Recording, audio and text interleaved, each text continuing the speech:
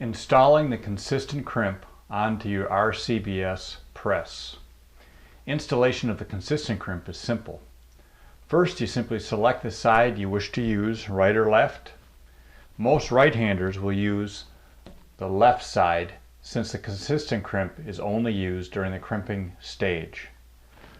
First, remove the consistent crimp from the box and disconnect the standard adapter from the consistent crimp by depressing the spring-loaded locking detent pin and pulling the adapter from the consistent crimp.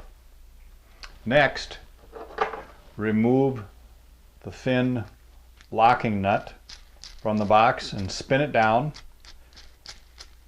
until it's at the end of the threads, about in the middle of the adapter. Now thread the adapter onto the press, being careful not to cross thread.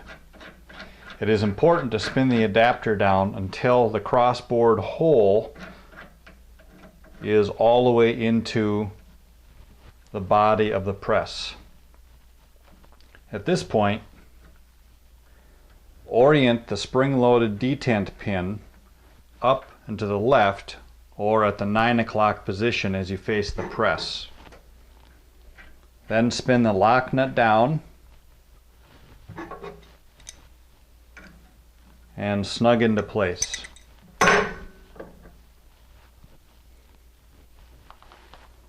Depress the spring-loaded detent pin, rotate it until it snaps into the hole in the consistent crimp and is locked in place.